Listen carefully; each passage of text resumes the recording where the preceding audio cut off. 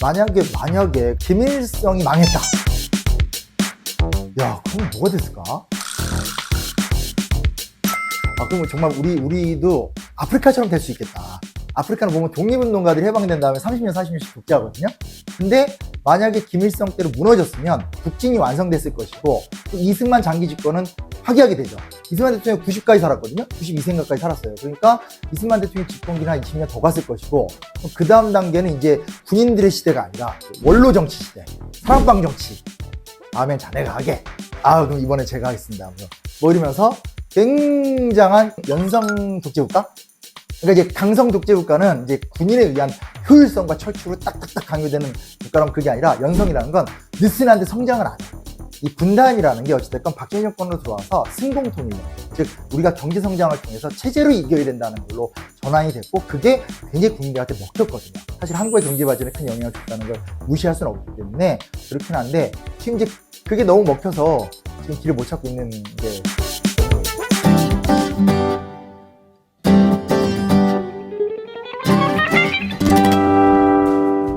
괜히 이 주제를 제가 한다고 했습니다. 제가 낸 아이디어죠. 만약에 김정은이 없다면. 이걸 내가 왜 한다고 했을까? 최근에 이제 존재감이 갑자기 사라졌죠. 그러니까 광기를 찐광기가 눌렀다. 그렇게 되면서 김정은에 대한 보도가 갑자기 줄어들고, 내부 문제에 대한 보도 플러스 트럼프 대통령에 대한 보도가 모든 걸 다 채워버리니까 존재감 자체가 되게 많이 사라졌어요. 일단 이 얘기를 직접적으로 하게 된 배경은 뭐가 있냐면, 지금 굉장히 좀 중요한 변화가 하나 일어나거든요. 처음으로 북한군이 해외에 파병이 돼서 세계 최고로 평가받는 부대와 더불어서 실전 훈련을 하고 있다는 거죠. 그러면 이 사람들이 현장에서 처음엔 전쟁에서 지더라도 전쟁 경험을 하고 무훈을 세우면서 소위 말하는 업적을 갖고 이제 컴백을 하게 될 거예요.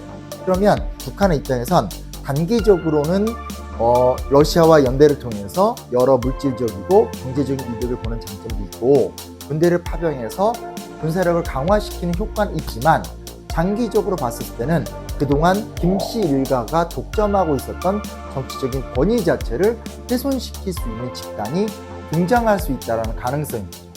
그럼 이럴 때 사람들이 무슨 생각을 하냐? 야, 잘 된 거 아니야? 한국 사람들이 갖고 있는 기본적인 전제가 있죠. 그게 뭐냐면, 북한 정권이 무너지면 남북이 통일된다라는 거예요. 그리고 남북이 통일되면 대박! 영토도 넓어져! 자원 막 빡빡 긁어와!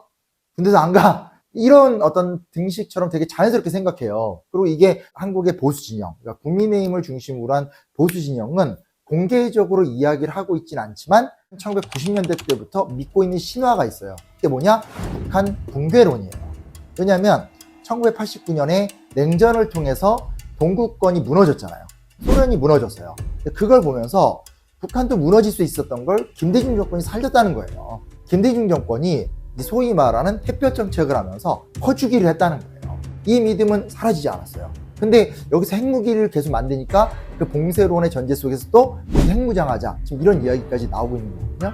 근데 여기서 우리가 되게 좀 이제는 좀 더 진지하게 고민해 봐야 될 주제가 뭐냐면, 과연 첫째, 북한은 붕괴할 것인가? 문제는 붕괴의 양태가 어떻게 나타날지를 전혀 모른다라는 거예요. 왜냐면 우리가 생각하는 붕괴는 뭐예요? 갑자기 막 평안도의 인민들이 태극기를 들고 막 휘두르고 나오면서 자유대한 만세! 이걸 상상한단 말이에요. 진짜 내가 말했지만 진짜 이거 말도 안 되는 소리다. 근데 진짜 그렇게 생각한단 말이에요. 근데 북한의 붕괴는 그런 방식으로 되지 않겠죠. 이제 3대 세습이 한계잖아요, 사실. 그러니까 3대 세습을 밀어내면서 군부가 권력을 잡는 쿠데타가 일어날 수도 있는 거고, 혹은 김씨가 아닌 또 다른 사람들이 권력을 장악하면서 이 당과 군이라는 북한의 양대 권력축이 충돌하는 행태로 나타날 수 있어요. 그렇게 돼버리면 그 붕괴가 오히려 남북한 관계를 지금보다 훨씬 심하게 악화를 시킬 수 있게 되는 거죠. 북한이 붕괴됐을 때에 대한 이미지가 그려지지 않죠. 그럼 무슨 얘기냐? 지금의 저를 포함해서 기성세대든 아니면 북한에 대해서 1도 관심 없는 새로운 세대든 간에 북한에 대해서 모른다라는 거예요. 우리만 모르는 게 아니라 북한도 우리를 모른다는 거예요. 그러면 북한이라는 나라가 김정은 정권이 축출됐었을 때 기본적으로 남한에 대해서 몰라요. 적대성만 갖고 있고 군사작전만 하고 있는 대상이에요. 근데 그에 비해서 중국이나 러시아하고는 가깝고 잘 알아요.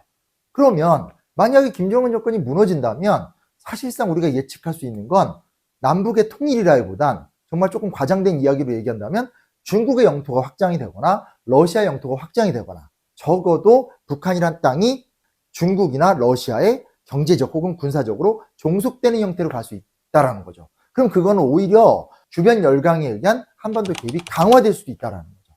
근데 저는 이 얘기를 이제는 해야 된다고 생각을 해요. 현재 우리 현황을 좀 정확하게 살펴보고 그리고 남북관계 문제를 어떻게 풀어갈 것인가에 대한 리빌드업, 진보든 보수든 이게 좀 필요한 때가 아닌가.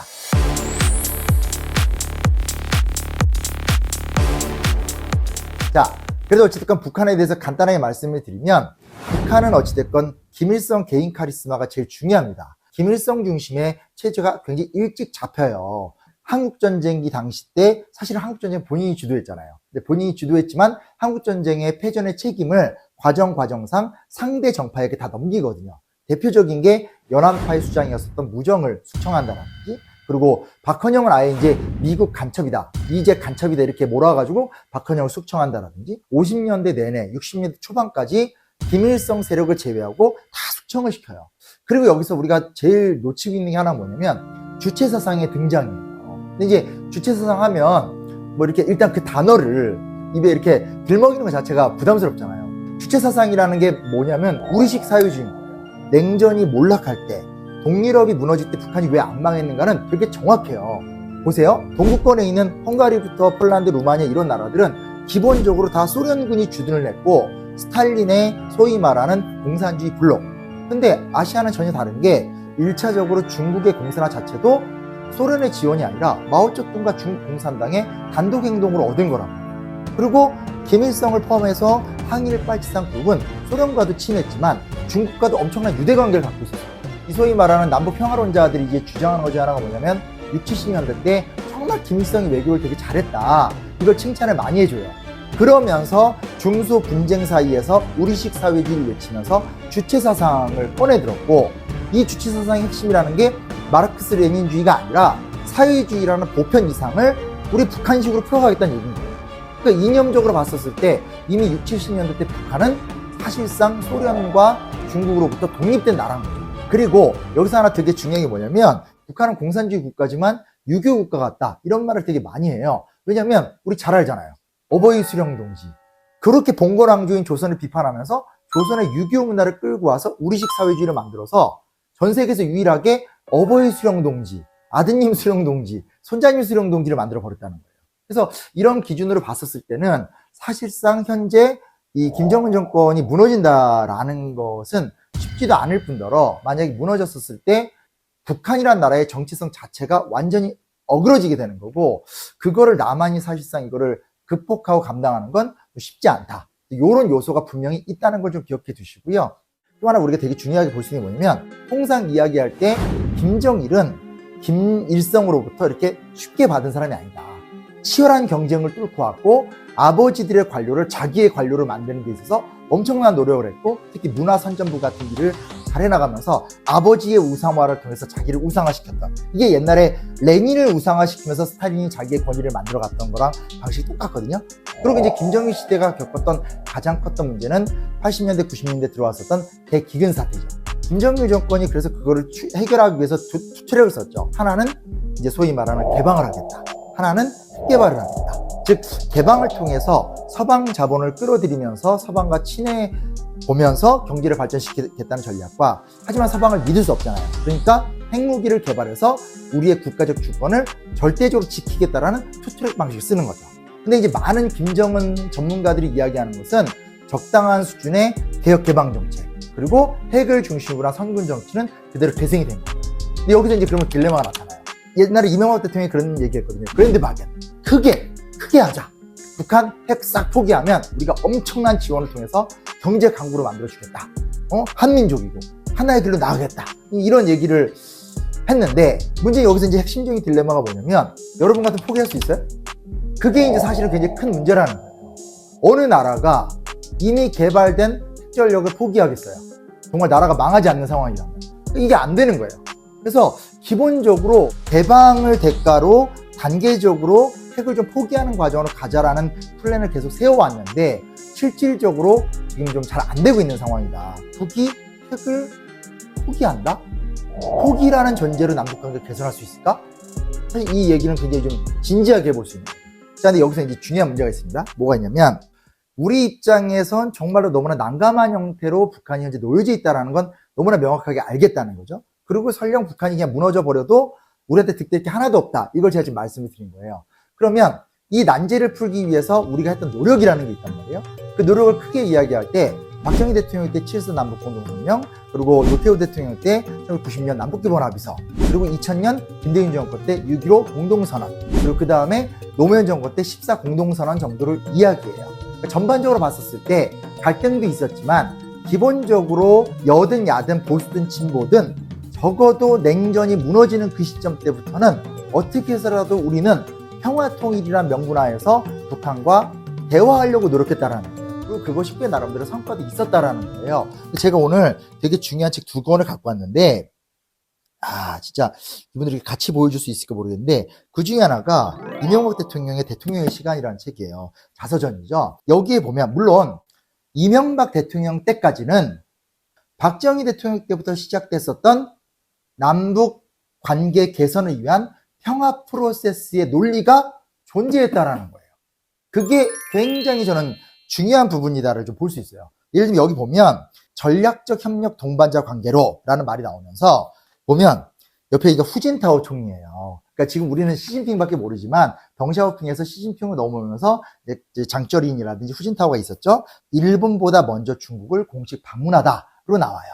근데 무슨 얘기냐면 일단 당시 일본도 중요하지만 먼저 그 중국과의 관계를 더 높은 단계로 만들어 놓는 게 국익에 유리하고 남북 관계에도 유리하다. 그리고 이때 기억하실지 모르겠지만 스촨성 대지진이라고 있었어요. 어마어마한 대지진 속에서 중국의 도시 하나가 완전히 붕괴가 됐었을 때 보면 우리나라 이제 기업들이 가서 혹은 우리나라 군대도 가서 엄청나게 복구 사업을 하는데 사진을 딱 찍은 게 나오는데 보면 현대 포크레인, 두산 포크레인 아마 이게 각 잡고 찍으신 것 같은데 이런 식으로 이제 중국과의 관계를 굉장히 좀 지키려고 노력하는 모습들이 나오고 그 다음 단계로 나오는 게 뭐냐면 그랜드 바겐을 통해서 즉 과감한 대북 투자를 통해서 북의 핵 포기를 요구하면서 남북관계를 개선하겠다. 그리고 그 다음에 한일관계 얘기가 나와요. 그리고 여기 끝에 보면 이게 사실 이제 한일관계 파탄의 좀 원인이 됐던 사건이긴 한데 독도의 방문에서 찍은 사진이에요. 근데 밑에 보면 뭐라고 나오냐면 아니 우리 영토가 분명한데 우리 대통령이 한 번도 못 갔다는 게 이해가 되지 않았다. 일단 이 책의 시작은 뭐냐? 한미관계를 복원했다. 어찌됐건 이명박 대통령은 노무현 대통령 때 한미관계가 나빠졌다는 거예요. 먼저 한미관계를 복원하고 그 다음에 중국과의 관계를 격상하고 북한에게 좋은 제안을 하고 일본이 놓치지 않았다는 거예요. 이건 무슨 얘기냐면 이명박 대통령 혼자만의 생각이 아니라 냉전 이후에 이 소위 말하는 한국의 정치가들이 가져왔었던 기본적인 양태라는 거예요. 한국의 보수가 갖고 있는 기본인식은 평화통일, 남북관계 개선, 그리고 미국을 중심으로 하지만 중국이나 일본을 절대 놓치지 않는다라는 전략이 여기까지는 있었다라는 거예요. 근데 지금 있나요? 이게 문제인 거죠. 이게 언제 깨지냐? 대선공단을 없애면서 그리고 사드를 배치하면서. 그래서 사실은 뭐냐면 저 남북관계의 분단사를 고민해볼 때는 이명박 정권과 박근혜 정권은 진짜 큰 차이가 있는 거예요. 그러니까 박근혜 정권은 대선공단을 없애면서 남북의 마지막, 사실은 마지막이라고 하기엔 정말로 굉장히 중요한 이익동맹이잖아요. 이익동맹을 포기했다라는 게 하나 있는 거고 또 하나는 사드를 배치하는 걸 통해서 사실상 중국과의 관계를 근본적으로 악화시켰다라는 게 있기 때문에 풀리면 안 되는 빗장이 툭 풀린 거고 윤석열 정권 들어와서 우리가 알다시피 철수하겠다. 동남아나 동유럽 가서 장사하겠다. 뭐 이런 식으로 와버렸기 때문에 지금의 기준으로 본다면 사실상 보수의 대북 정책은 사라진 게 됩니다. 또 하나 옆에 또 갖고 왔습니다. 문재인 대통령 회고록. 최근에 이제 이런 강연이 좀 없어서 잘 안 가는데 제가 남북관계 강연 많이 가고 통일변호사 많이 했어요. 근데 제가 이제 일종의 비판적 발언. 그게 뭐였냐면 미국은 북한이 정상국가가 되는 걸 원할까? 이것도 되게 중요한 질문인 거예요. 그러니까 우리가 원론적이고 도덕적으로 생각할 땐 세상이 평화로운 게 좋아요. 근데 문제는 뭐냐? 역사는 안 그래요. 역사라는 건 갈등이 이해관계가 되고 바로 그 이해관계에 기생을 하는 세력이 있기 때문에 욕하면서도 그 갈등 관계가 계속 유지되기를 원하는 세력이 엄청 강하다라는 거예요. 그 지점에서 저는 문재인 정권의 대북 정책을 사실은 굉장히 비판적으로 이야기를 많이 했었어요. 왜 그랬었냐면 김대중 정권의 대북 정책이라는 것은 우리가 가능한 만큼 주도한다는 거예요. 우리가 직접 채널을 뚫고 주도해서 직접 북한과의 커넥션을 하나하나 열고 회담을 하고 남북한이 할 수 있는 범위를 타협을 보면서 동시에 우리가 미국을 설득했죠. 미국을 설득할 때 그 당시 좀 유리했던 거는 클린턴 대통령이 기본적으로 대북 관계에 대해서 좀 오픈마인드였었고, 사실 김대중 대통령이 외환위기 이후에 신자유주의 정책을 통해서 미국의 마음을 사면서 동시에 우리가 주도하는 평화 프로세스에서 상당한 성과를 내고 있었던 거거든요. 그래서 근본적인 문제는 못 건드리지만 그래도 교류는 할 수 있지 않냐. 사회가 나빠도 밥은 같이 먹을 수 있지 않냐. 이게 이제 소위 말하는 김대중 정권의 전략인 거거든요. 근데 이 이후에 나왔던 정권은 같은 진보지만 가장 큰 차이가 있어요. 그게 뭐냐? 문재인 정권은 문제를 근본적으로 해결하고 싶었던 거예요. 순진한 발상인 거죠. 북한이 핵이 문제다? 근데 북한은 경제가 어렵다. 미국은 북한 핵이 싫다? 북한과의 관계 개선을 통해서 동아시아에 더 영향력을 확대하고 싶다. 그럼 어떻게 하면 된다? 만나게 해주면 된다라는 거예요. 했다가 어떻게 됐어요? 베트남인가에서 만나서 완전 깨져버렸어요. 북한이 과연 핵을 포기할 것인가? 그거밖에 없는 나라가? 반대로 미국이 불량국가 북한이 없어지는 게 좋다? 아니죠.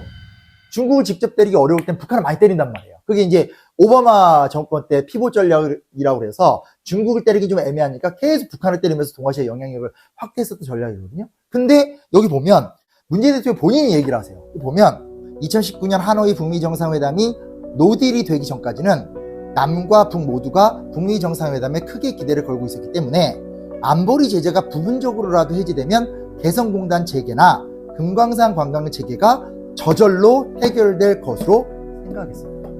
그러니까 문재인 정권이 생각했던 건 뭐냐면 지금의 문제는 우리가 문제가 아니라 지금 어디예요? 북한과 미국이 문제이기 때문에 북한과 미국의 중장이 나오면 우리가 그토록 하고 싶었었던 개성공단이나 금강산 관광 재개도 하고 남북관계 경영 문제도 풀고 뭐 더 나아가서 뭐 중국 이런 문제들도 풀릴 수 있을 거라고 생각을 한 거죠. 그 정도 했으면 북미 간에 충분히 타결을 볼 거라고 판단했던 것인데 그게 아니었어요. 돌이켜보면 우리가 좀 더 개입해서 북한이 하겠다는 비핵화 조치에 대한 상응 조치로 어떤 제재 해제가 필요한지 북한의 요구를 듣고 합리적이라도 판단되면 미국에 전달하는 더 적극적인 중재를 했어야 하지 않았나 하는 후회가 있지요. 이거 되게 이게 지금 이 순간 2025년 이 순간 북한은 이제 보수가 됐던 진보가 됐던 어떻게 해야 될지 모르는 상대가 돼버린 거죠. 왜냐? 보수 입장에선 개성공단 그리고 윤석열 정권을 거치게 되면서 이제 완전히 북한은 그냥 핵무장해서 때려부셔야 되는 나라다. 이게 돼버린 거고, 진보 진영 내에서는 북한에 대한 담론이라는 게 사실상 아주 원론적인 수준밖에 없잖아요. 양자가 통일 담론을 잃어버린 상태에서 자라나는 세대들이라고봤자 2030이 지금 우리 사회의 중심인데 이 세대들한테는 북한은 혐오의 대상이고 이슬람 만한 대상으로 전락을 한 거죠. 근데 문제는 북한이 있다라는 거예요. 우리의 안보와 우리의 삶에 직접적인 관계를 맺고 이거 어떻게 할 거예요? 되게 심각합니다. 그래서 우리가 더 좋아지려면 결국은 북한 문제를 어떠한 형태로든지 우리에게 좋은 방향으로 바꿔내야 되는데 진보든 보수든 현재 접촉점이 없다. 아무것도 안 보여요. 그 다음 우리가 남북관계 얘기할 때 가장 고려하는 게 미국이잖아요. 근데 여기서 정말 재밌는 말씀 드릴까요? 우리는 미국에게 몇 번째 순위의 나라일 것 같아요. 무슨 얘기냐면 제가 자서전 2개를 갖고 왔어요. 빌 클린턴의 마이 라이프. 정말 자화자찬의 극치. 못지않은 우리 부시 대통령의 또 결정의 순간. 제목들이 막 놀라운 게 뭐냐? 빌 클린턴 대통령의 1000페이지가 넘는 자서전에 김대중 대통령 얘기가 몇 줄 나올 것 같아요? 10줄이 안 나와요. 너무너무 짧게 나와요. 그만큼 외방 이야기인 거고, 더 충격적인 건 부시 대통령 자서전에는 아예 안 나와요. 그러니까 뭐 열심히 뒤지면 뭐 이렇게 조금 나오겠는데 별도의 비중이 아예 없어요. 또 무슨 얘기냐면 기본적으로 미국이 생각하는 세계 설계도에서 한반도 이상은 결코 우리가 생각하는 건 다르다. 그러니까 우리가 생각하는 한미동맹의 절대성과 미국이 생각하는 한미동맹의 이상이 다르다라는 거예요. 그 이격을 인식해서 한미동맹을 포기하자는 것이 아니라 이격 사이에서 우리가 누릴 수 있는 자율성, 그리고 그것이 이루어낼 평화라는 가능성이 구체화가 되면 강대국들은 평화 앞에서 되게 약해지거든요. 그건 오히려 우리한테 가능성이 있어요. 근데 진짜 지금 되게 중요합니다. 왜냐면 우리나라 경제력이 점점점 밀리고 있어요. 텔레비전 생산량이 매출량에서 중국이 밀렸고 반도체가 위기라는 건 다 알죠. 우리가 지난 30년간 그래도 남북관계를 주도할 수 있었던 가장 큰 힘은 우리나라가 경제 대국으로 성장을 했고 그 기간에 지금처럼 중국이 힘을 발휘하지도 못했고 미국도 지금처럼 각박한 상황이 아니었다는 거예요. 그래서 우리가 여유가 있었거든요. 근데 지금 우리가 이 문제를 정말 절박하게 생각을 해야 되는 이유는 우리의 골든타임이 지금 지나가고 있다는 거죠. 그래서 만약 우리가 꼬꾸러진 상태라면 남북관계는 훨씬 더 천박하고 고통스러운 상태로 갈 수 있습니다. 그렇게 가지 않도록 함께 머리를 맞대고 새로운 당면들을 뿌려갔으면 좋겠습니다.